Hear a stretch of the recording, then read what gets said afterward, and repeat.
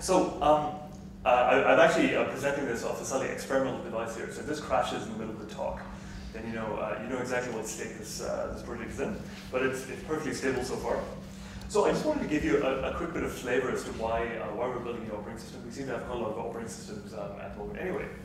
And there's one observation that my friend Marius Eriksson from Twitter made, which is that we know that when we do functional programming and object-oriented programming and all of the techniques we use, that it is considered good programming practice to focus on compositionality. We want to build small, well-defined modules, put them together, and end up with larger systems with no surprising behavior. But it's still incredibly difficult to do, right? So building systems still requires a lot of care and attention to exactly how you put the architectures together. So one of the things we want to investigate in Cambridge, where I'm based at the university, is how we can build more composable modular systems. And the real enemy here is I'm an operating systems hacker. I've been working on operating systems for over 20 years. And the enemy is complexity, because we're always trying to focus on backwards compatibility with code. What tends to happen is that applications in the quest for performance, for eking out the last bit of resource usage, are deeply intertwined with systems APIs. So if you've used POSIX, for example, and use POSIX in a non-trivial way, you'll end up with very operating system-specific extensions, and you end up in all kinds of hell with trying to figure out exactly how to make these things portable and fast. And also, modern operating systems just try to do everything for everyone. So if you take Linux, it's running on everything from your smartphone to 1,000 core HPC systems, and it provides support for multiple users, multiple applications, and so on and so forth. And if you just look at this from an abstract perspective, there's just incredible scope for unintended interaction between components, because we just shoveled everything into the outside world, and then we expect it all just to work together in a predictable way. But if you just look at the number of choices you have to make when you do any kind of modern DevOps deployment, is you have to choose distributions, you have to choose versions, you have to figure out what all these ad hoc configuration files are, and also just figure out exactly how the interaction of these configurations all fits together. And this is why it just takes so much experience to build reliable systems, because of all the layers involved. So this the odd inversion is that there's been a programming community that's been preaching that applications can be built in a safe compositional style using functional programming. But the same community then surrounds that code, the Haskell code, in 15 million lines of just random C code that is Linux, that is hypervisor, that is virtualization, and then expect that to continue to be safe. It just doesn't make any sense, right? Because you can't really, it's the wrong order. You can't really cocoon safety inside an unsafe world. You really want to start in a nice, safe, predictable world, and then contain your own safety. But that's not what we do. And the real question is, if functional programming is so awesome, then why hasn't the operating system just disappeared from the stack? Right? Why do we still have these 15 million lines of code? And why can't just functional programming rule the rest of the infrastructure as it should? So this is the background in which I started. But then meanwhile, this jaw-droppingly fast adoption of IoT is also taking place, where you can do everything from tweak your weight to take a little printer to take a thermostat and so on and so forth. And all of these systems run unsafe operating systems as well. So they run embed, they run Linux in many cases, and the security story is just unbelievably bad. So in just the last few months, if you just look at what's been going on, 17% of all internet servers are vulnerable to a single bug. Shell shock has just left the world shell-shocked, and in fact there's aftershocks coming in from being unable to figure out exactly what embedded devices are affected by these bugs. So it's just unbelievable that as a community we've let so much unsafety creep into our day-to-day lives.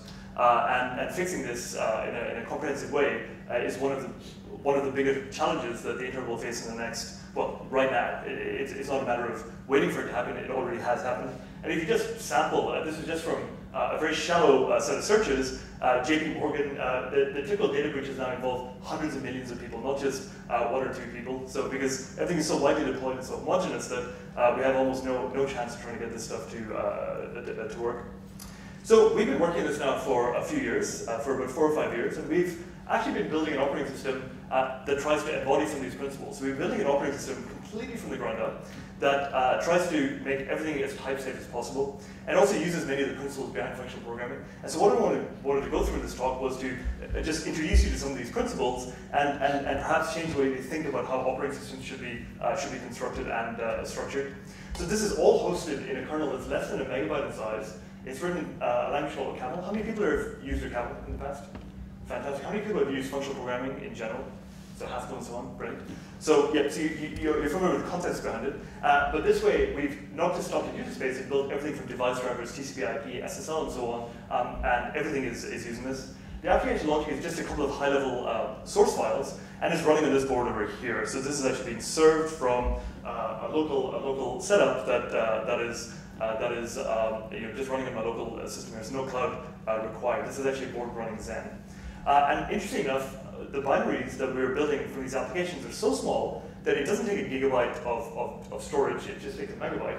And so we can actually track our deployment as well in Git. So I'll talk about how that's really affected the way that we do DevOps. It's no longer a big, heavy, chunky thing. We can fling these unikernels around and often fit them into DNS packets, for example. They're insane. This box is a little old, so I just took a little picture just to show you what it looks like there. It's just an ARM board. It costs 30 quid. It's called a QB board 2. We support many other ARM boards. In fact, we're putting them onto our lighting systems in Cambridge as well. So anywhere you can run a modern ARM CPU, you can pretty much run our operating system. And one of the other projects I'm associated with is the Zen project. And in the Zen project, we spent, since 2002 when we started working on it, we spent a long time building these massive data centers with isolation. And honestly, after a few years, I'm kind of regretting it, because what's happened is we've added another layer of abstraction into a very complicated software stack. And what's happening is that the number of layers seems to increase by 1 every 10 years. So when we introduced a hypervisor, VMware was there before us, and then Zen came along, that added another layer, but it didn't really remove anything as well. And there's a huge amount of duplicated functionality in these layers, where different people are responsible for each layer. And it leads to two very concrete things. One is that your resource usage is massively increased by all of these dynamic layers, even though you don't need them at runtime. And also there's a huge attack surface. So it's very hard to defend yourself against the next bug, because you don't even know where you're using a lot of these unsafe components. So Docker is the big hotness at the moment. Containers have been around for a long time, obviously. So how many people here have used Docker and have been using it to solve their encapsulation problem? So about half the room. I use it myself for DevOps and build and so on. Now, the interesting thing about Docker is that if you consider, on the left here, we have a number of typical layers in our operating system.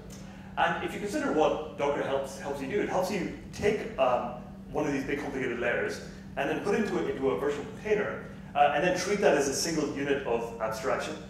Fortunately, what it doesn't do, it doesn't get rid of the layers. So we're shoving everything into a massive shipping container, and then routing the shipping container around. But the actual thing we deploy in the end is just massive. So typically, to get security between containers, you still need a hypervisor, because that provides you with strong isolation. Containers don't give you full root level isolation, although it's being worked on very hard in both Linux and BSD. But these days, you pretty much need one of these things. So in contrast, what we want to do is something quite different. We want to reduce the things we put out into the outside world. The outside world is full of bad guys, and by doing this by disentangling applications from the operating system. So the first thing to do is to take a gigantic pickaxe and attack that 15 million lines of code and try to figure out what is it about it that makes it so monolithic? What is it about Linux that requires it to be this huge thing? Is it just an interface, or does behind the scenes are there chunks that we can slice away and treat as different logical units? For example, why is a network stack? Why does it have to be attached to a block storage stack or to my USB stack? Really, they're really quite logically different things. And the second edict in the operating system is that when we build an application, we should treat the operating system like a library. So instead of trying to link the whole thing in and shove it into a shipping container, we just want to grab the bits we need, treat them as libraries, and then only deploy the minimal section that you need afterwards. And the other interesting thing that's been happening in the last 10 years is that whenever I write my web server logic, I no longer know where it's going to be deployed. Linux is one mode. I might want to target Docker directly, for example, through CoreOS. I might want to compile to JavaScript. I might want to target a JVM platform. There's just tons of platforms that we might want to target. So we're also trying to figure out, can we also just abstract away the notion of the platform that we're running on? And I'll show you some examples of some very different platforms, such as everything from ARM to JavaScript, as the talk goes on, from the same code base. And the way we do this is by something called unikernels. So the notion of library operating systems has been around for decades. It was done in Cambridge in the 90s and MIT as well, the other Cambridge. And they were known as exokernels. And the idea there is that instead of having a big monolithic kernel, you can treat everything that the kernel provides as a library, just like a normal libc that you use. And what you do is that you take your application and you link it directly to device drivers, you link it directly to network stacks, and you give up isolation between processes in return for direct hardware access. So unikernels take this one step further. They say that exokernels are great for building very dedicated specialized appliances. So if you, in the old days, the Cisco iOS boxes, the NetApp filers running ONTAP, they're examples of exokernels where they're only doing one thing and they're treated like an appliance. So we want to take advantage of this on top of a thin hypervisor layer. So the reason exokernels never took off, they never became a general purpose operating system, is because you had to then rewrite all of your hardware drivers. But luckily, our hypervisor stack provides us with virtual network drivers, virtual disk drivers, and so we can use this as a base on which to target a new operating system abstraction. So we don't have to worry so much about portability. And so unikernels are therefore specialized virtual machine images that only run one application, and they consist of the full stack of application code, system libraries, and also configuration. And in return for this, in return for just shoveling everything into this built-in structure, it means everything is self-contained. They're extremely compact. So unlike a full operating system, you have orders of magnitude less of an attack surface, and they're incredibly efficient. So if you're running on a Zen host with, say, 48 cores, you might be able to get away with about 100 to 150 virtual machines running Linux. We've squeezed hundreds of thousands. We have experiments where you can run millions of unikernels on a single big ARM host, and even on a small ARM host like this, we can squeeze in quite a few. So we can squeeze in hundreds. So it's quite nice in terms of the density of the services without having to give up any isolation between tenants as well. So you get some very concrete feedback, concrete benefits. And so how does this all work? Well, it's all functional in the way that we do things, because one of the key aspects of functional programming is just good control over your dependencies, because you know exactly what you're depending on and what you're pulling in. So what we want to do is, I just want to use my normal Mac to compile code. I'm not a kernel programmer. How many kernel programmers do we have in the room? We all know how to do functional programming and how the language is. Kernel programming is less fun. I've started growing my beard, but I'm still not a real kernel programmer. But with Mirage, I want to be able to output kernels without knowing all the details about it. So what we do here is that we take our normal operating system and we run and test our code directly using Mirage compiler, and we want to output this unikernel as a result of our development process. But we don't want to have to only work in that space. And the way this works is that we start developing under Unix. So in this case, I will take Mirage and I will use my Mac and I will build a unikernel that runs under Unix. It maps to familiar Unix abstractions like Unix sockets and so on. And this is also a great place just to debug and stuff and using your normal IDEs. But then later on, I mentioned we want to take a pickaxe to the operating system and just get rid of lots of layers and try to figure out exactly how to turn that into a more modular stack. So we can then test the unikernel by swapping out bits of Linux, by grabbing specific layers of functionality and turning them into pure OCaml libraries. So for example, a good target for this is a network stack. So I can start by using sockets, and then if I'm sufficiently modular in the way I write my code, I can say, give me a TUNTAP interface and give me direct Ethernet frames in Linux or in Mac OS, and then let me start parsing networking through this alternative set of libraries. And so we can slowly start disengaging ourselves from Linux while still testing the high-level logic that we want as well. We're still running in Unix. And finally, when you're all done and you're very happy with your website, you just have to retarget it just by targeting, just like in iOS or in Android, you target a phone, and you compile it to this highly specialized unikernel that is a standalone custom kernel that you've built purely by writing OCaml code. And so you've never had to be a kernel programmer, you're just always writing function programming code, but then now you're suddenly running directly in Zen in a 1 megabyte kernel. And the reason this works is specialization. Where it comes from is the fact that we have a highly specialized operating system as the output, because we know that there's only one thing it wants to do. It wants to run its high-level language runtime. And to do this, it doesn't need processes and many of the abstractions that Linux provides. In fact, the way it works is it has a single address space. An address space is so simple that you can just put it into a slide here. And what it does is that it runs one process and it never context switches within that process. So this is a 64-bit address space example. It obviously also works in 32-bit. And this is also for x86, it's not for ARM. But the basic idea is straightforward. We reserve a portion of the virtual memory for the OCaml garbage collector. And this virtual memory is optimized using various tricks because it never has to run anything other than a garbage collector. So the memory manager, for example, knows that it's always extending and garbage collecting. And so there's various tricks that are on the website of Mirage that make it quite efficient. And then, at the other end of memory, we have things like foreign pages coming in, that is networking and block devices from the outside world. And these are kept very separately from your OCaml code. So we can always distinguish just by doing a pointer lookup whether or not you're dealing with something from the outside world or dealing with something that came in from the OCaml world. And everything comes in a zero copy style. So pages just come in, they're mapped into OCaml, and they're not copied excessively. So we can actually build fairly efficient networking stacks and so on from this. And the same applies for pretty much anything coming in, such as block information, for example, just comes in as batches of pages. So the memory management is so simple that it's literally just one or two C source files that are very much in the style of a microkernel. And so what's the end result of all this? So I mentioned these are really small, about a megabyte. So whenever you take the optimal version of one of these unikernels, the first thing we did in about 2012 was to make this self-hosting. So the only real way to figure out if an operating system is useful is to eat your own dog food, to actually build stuff in it, see what happens, wait for it to explode, and fix it if your machines are still up. And so the first thing we did was swap DNS over, and a unikernel just built using a normal OCaml toolchain was about 0.5 megabyte in size. And this is sufficient to run a top-level domain on openmirage.org. We then did a bit of dead code elimination, so just by optimizing the compiler. So nothing magic, just because we know we never need to do any dynamic code linking, you just get rid of even more code because you never need to potentially link in the future, and we got it down to hundreds of kilobytes. And in fact, one of my group members also worked on 8-bit Apex, where he managed to get OCaml booting inside 16 kilobytes of RAM. So it all depends on how much pain you want to undertake to do the optimizations, but we're talking about kilobytes here, not megabytes, just to give you a sense of scale. And web servers with TCP stacks, OpenFlow switches, and so on are also very, very small. Now, dual to a binary size is also just boot time. And we took Linux, and in this case, this is showing the time to boot from a cold boot and just the amount of memory involved. Linux, interestingly enough, doesn't really support anything less than 120 megabytes of modern distributions. You can squeeze it down to 64 megabytes, but things get painful. We can take Mirage all the way down to 4 megabytes or less. It doesn't really have a lower bound of memory beyond a few hundred kilobytes. And then whenever you boot things, they boot in 10 to 20 milliseconds. So what's the difference between 400 milliseconds and 10 milliseconds? Well, it's what a time a TCP timeout is. So in fact, we can get so granular with this. We have something called Jitsu, which is a DNS proxy that spins up unikernels in response to TCP connections.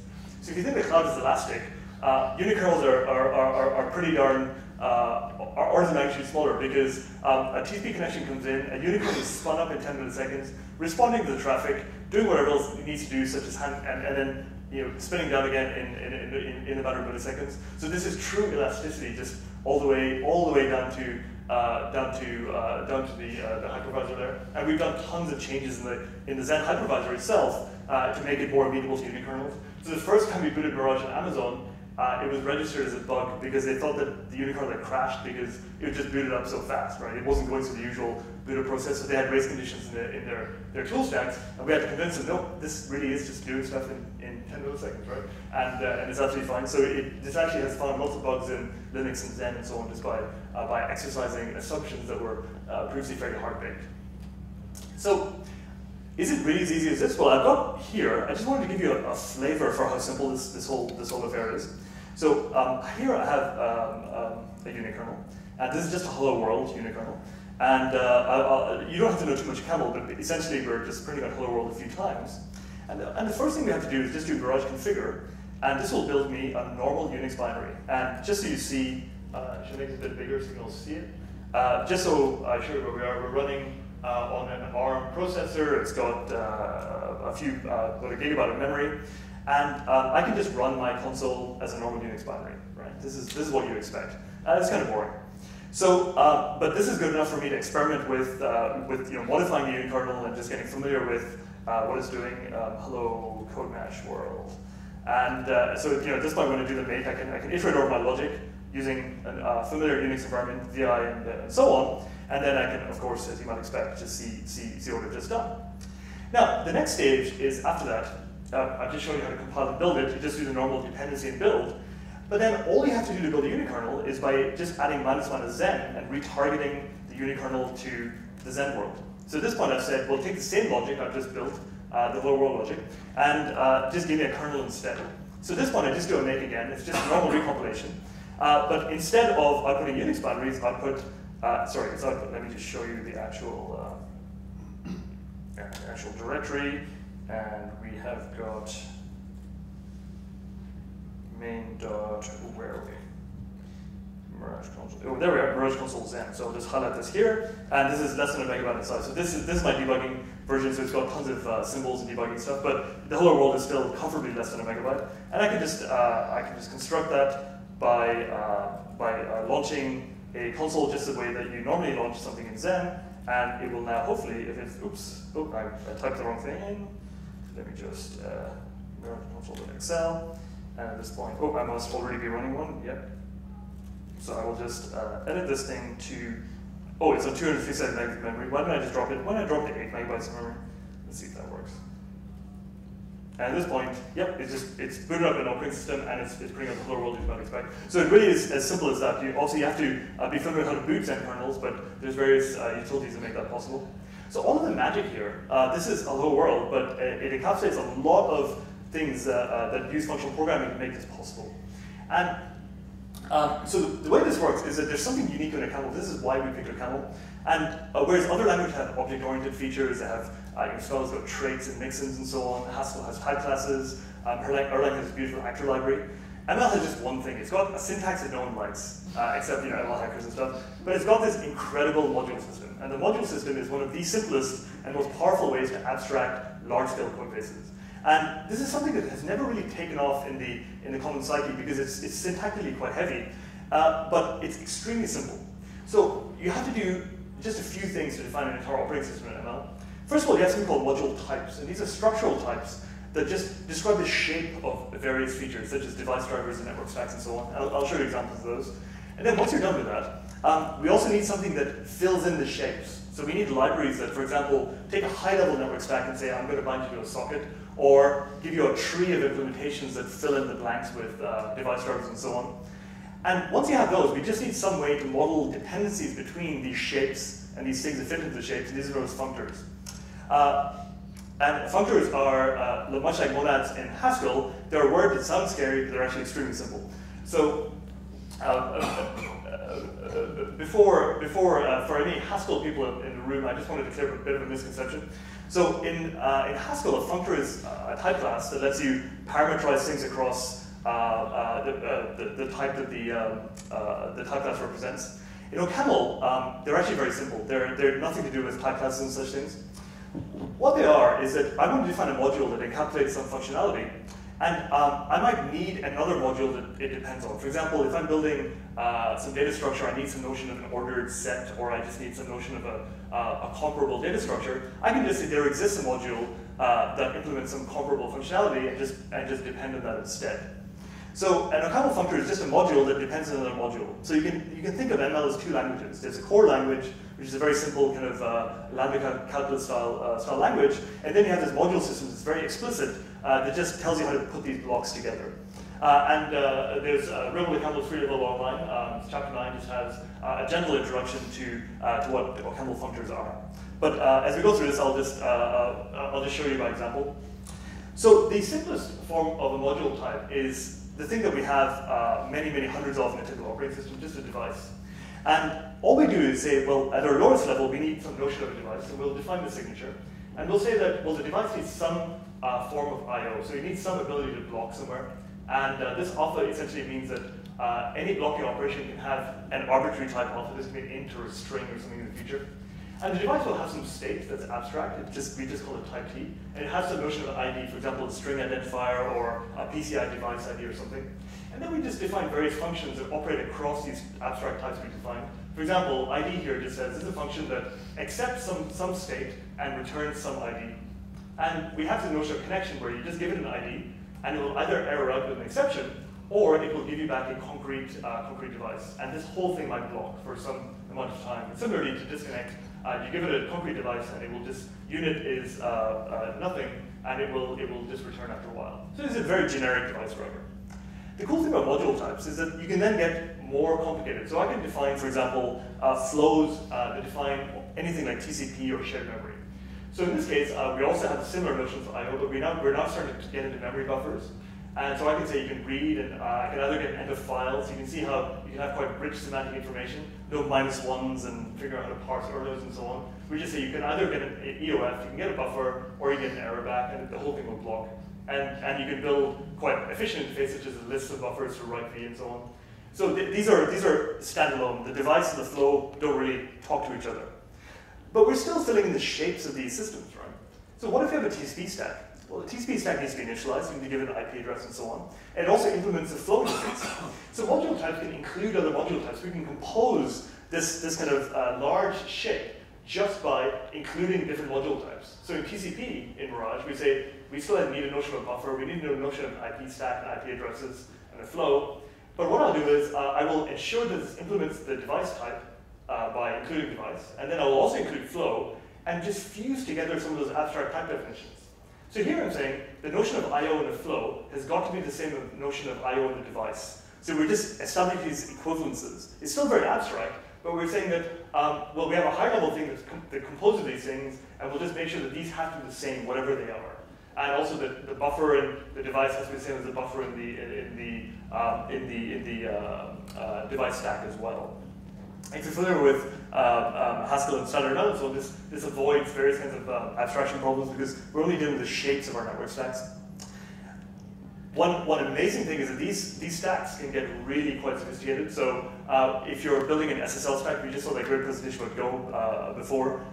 Security stacks are incredibly subtle. If you've ever used the Linux random number generator, for example, it's very hard to reason about what it's doing. So we can actually build higher order functions that describe precisely what the semantics of various entropy collection devices and so on are. So we have the full power of OCaml and abstraction to map to quite messy operating system abstractions such as entropy collection. And of course, we're building our own clean slate operating system, but we always want to map onto the real world as well, because we never quite know if we're running on Linux or running on something else. So we don't have to go into the details of this, but it is nice that, for example, in a full SSL stack, module type to scale to describe very subtle shapes of systems. And then finally, when we're all done, we can also refine them. So I can say, for example, I'm going to use a cooperative threading library called LWT. I'm going to use an operating system structure such as cstruct, and you can take these abstract stacks and make them progressively less abstract. So I can say that a page line buffer is implemented by a library called IOPage. So what we've done here is that we've modularized the way that we describe an operating system. We've described the shapes of various stacks, and then we can progressively make them more and more refined. So if you're coming into it as a newcomer, you can separate the concerns of all of the details of things you need to understand. So this is the shapes of things, and hopefully this is fairly readable. So do people, as a straw poll, do you find, for example, this notion of a stack fairly readable? So if you had to see this, for example, is that something you can naturally kind of figure out? This represents a TCP stack. Because you have things like include and so on. So I see some heads nodding there as well. The shape, it's a foreign language, but it's not too bad. Now, the interesting thing is that we have module types for hundreds of things in Mirage. So we've defined this across the spectrum. And so we've everything from network stacks to block stacks and so on. And the interesting thing is that it's a really flexible approach for customizing OS stacks, because let's say, for example, I have some Sonos speakers. And these Sonos speakers implement HTTP over UPnP over UDP, some weird non-standard thing. But I actually got my speakers at home working by applying various functors to say that normally I'd have to write some custom C code or something for this, but I can just repurpose a lot of these abstract stacks to get my speakers playing music, for example. So it's quite nice. It's quite a nice flexible approach. It's proving quite good in the real world. But what we are also concerned about are the implementations. So I mentioned that we want to compile this in lots and lots of backends. So in this case, we have Unix, we have Zen, but we also have JavaScript and kernel modules and so on. So we also want to make sure the implementations jive. So merge component is really simple.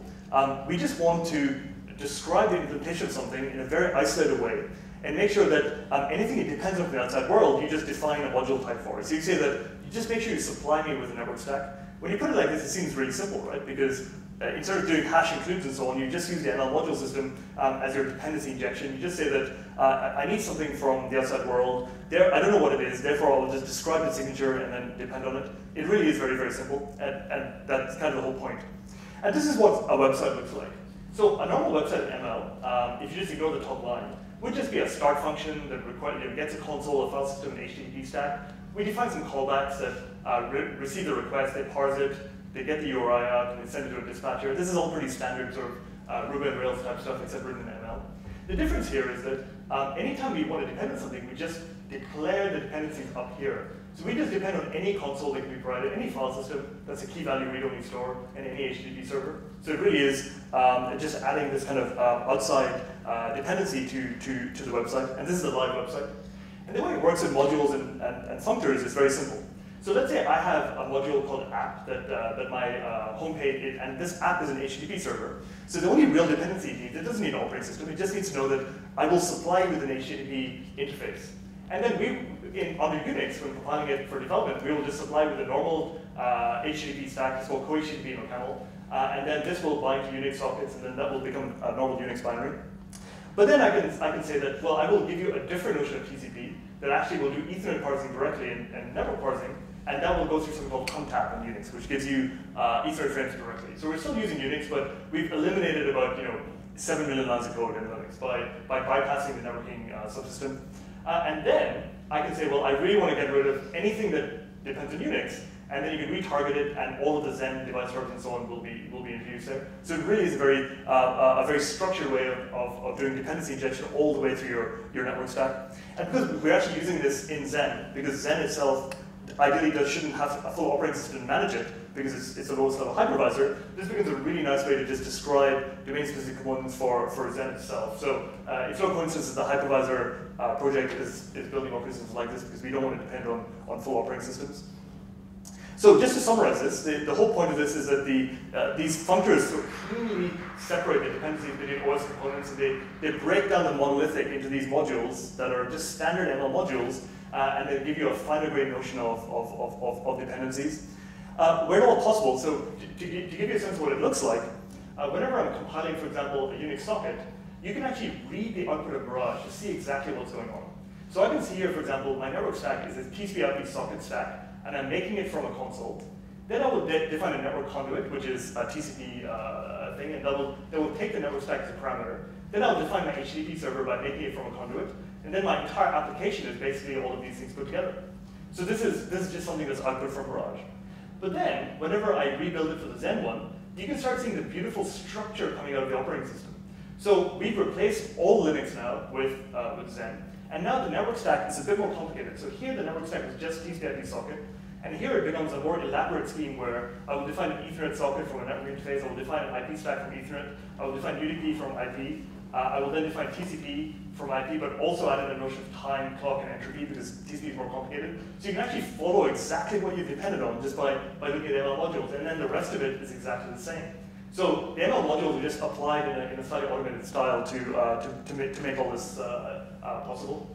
Now the problem is that these functors, the reason that ML didn't take over the world, apart from bad luck, there's nothing really wrong with it, is that these functors are rather heavyweight constructs. So it's a huge hammer to throw at any kind of abstraction problem. And this is why in object-oriented programming and so on, you have syntactically more lightweight ways of doing things that modules would require you to define an entire functor stack over.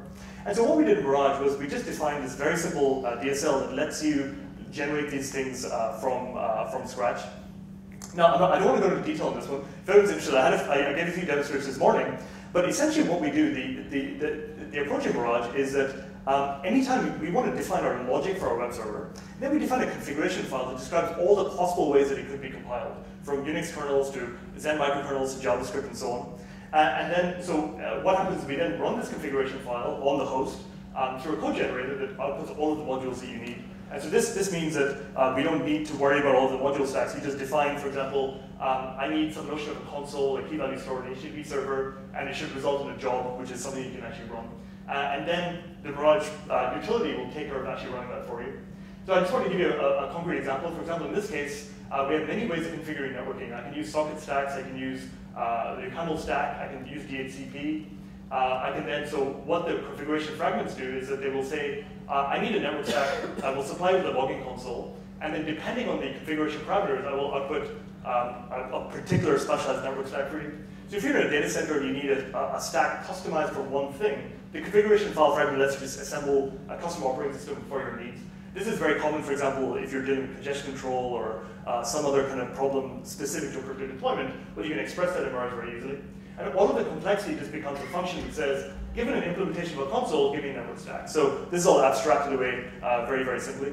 And then later on, you can go through quite elaborate examples for configuration of this website, for example, where you can do all kinds of registrations. I just wanted to highlight a little correspondence that's quite useful. So whenever you define these DSLs in a camel, we're defining here, for example, our website is a console that takes these device drivers. Notice these device drivers are not low-level device drivers. These device drivers suddenly become HTTP. And we actually have big things like abstractions to React databases, for example. So the notion of device driver becomes very fuzzy in the Unikernel world because anything that matches these module types just becomes a device driver. So a lot of the old abstractions don't matter anymore. You don't see things like low-level network interfaces and so on there. And then the correspondence is very simple. This thing you define here becomes the modules that you parameterize over. So it's actually quite useful. You can just read console goes to console, key value goes to key value, and so on. And then that results in the module layout that I just showed you. So all of this flexibility, is there any point in doing all this? Well, the result is that we can build this elaborate logic, and this slide deck can be compiled into a Zen unikernel that's running with no dependencies on Zen. So this is how we get that magical kind of tiny interface. We can also, in the case of having the live website running in Dex or OpenMirage.org, you can read it down from disk, and you get all the Unix versions. And you can also, I want to show you a little trick, compile the whole thing to a JavaScript notebook as well. This is how portable it is from the same logic. So let me just take a quick segue. How much time do I have? 10 minutes. 10 minutes, yes, perfect. So I wanted to show you a little trick involving H.261 decoding. This is from one of our collaborators called Andy Ray. And he's working on a hardware description language. So he used some of the Mirage libraries to use this thing called IPython. And what this does is that it compiles the whole of the OCaml compiler and Mirage toolchain into an interactive notebook that's purely hosted in JavaScript. And so I'm not going to go through the details here, but essentially you can see OCaml code being evaluated as I click play. You can just go to this website, andrew.github.io/OCaml.js. I'll show you the URL at the end of the talk. But what he's going through is that he's going through and building this kind of abstract logic that I just described for initializing canvases, decoding H.261, and so on and so forth. And this is something he eventually wants to run in an FPGA, or indeed in a microkernel. But then he did something quite interesting. He took the HTTP stack, and he said, well, if you compile it to JavaScript, we can just map it to XML HTTP request. So he just wrote a simple JavaScript layer that instead of going through all of this sockets and network stack, cut it off at a very high level to do XML HTTP request. And he added GitHub bindings, and he compiled the normal OCaml GitHub bindings into JavaScript.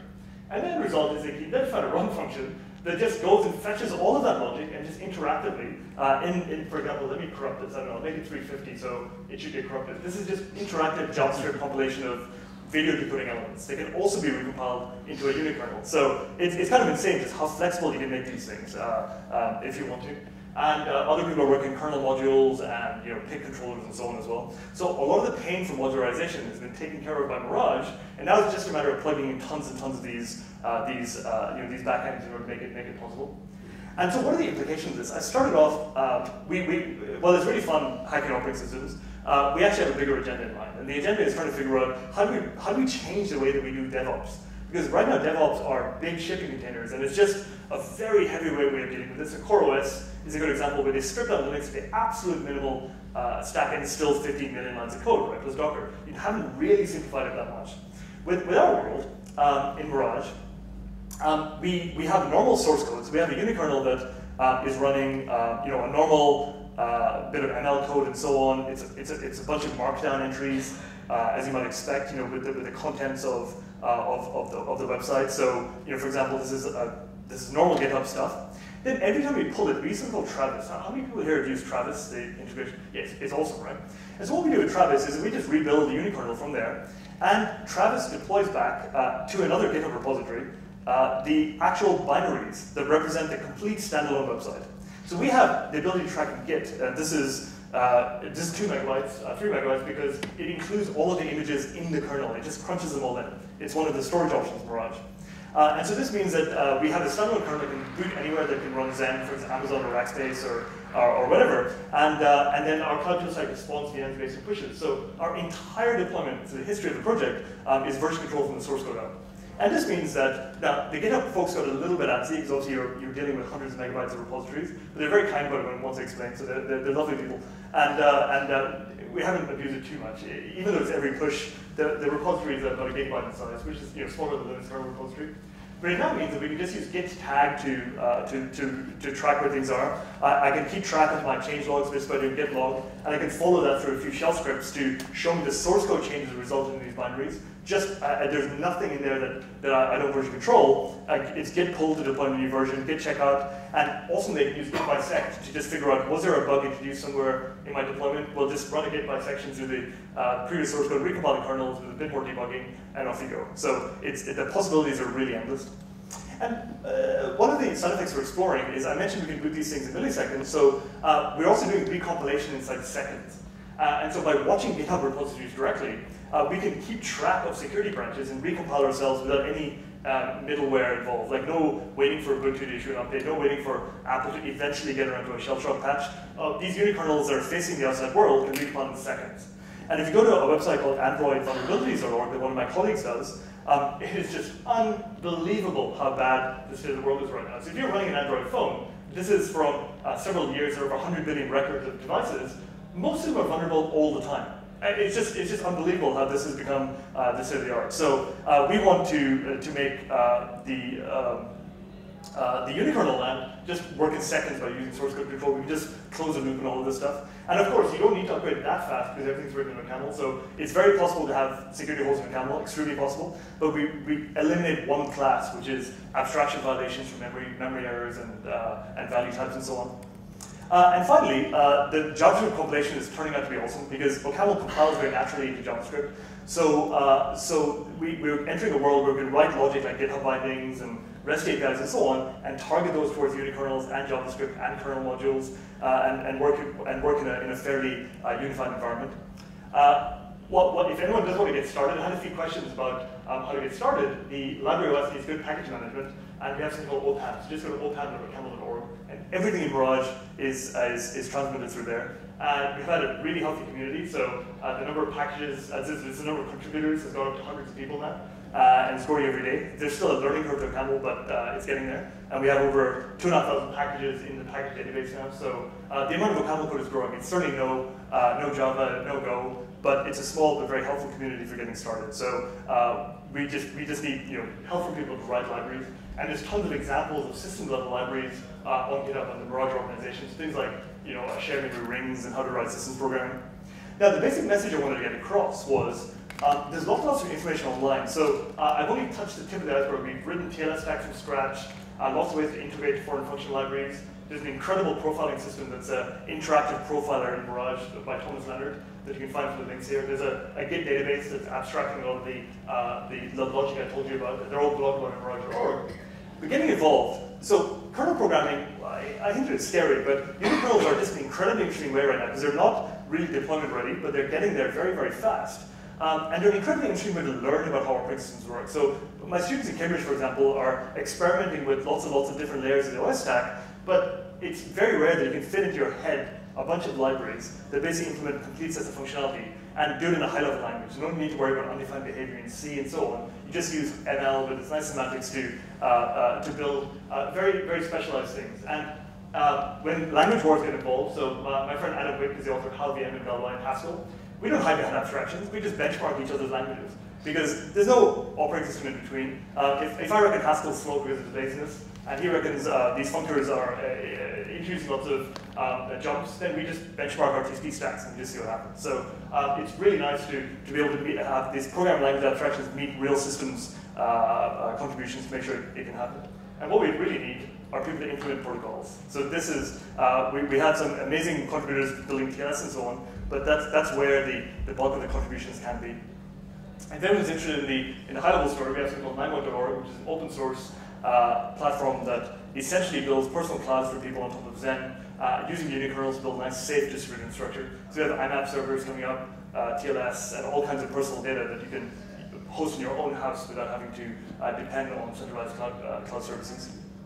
So that was a bit of a whirlwind through to Mirage, and I just wanted to leave you with the URL. You can go to Dex or over Mirage for this blog post, and there's tons of stuff available online as well. So documentation is still thin on the ground as with any research project, but the community is growing, and questions are extremely welcome at either on the mailing list or in person or over a beer. So thank you for your time.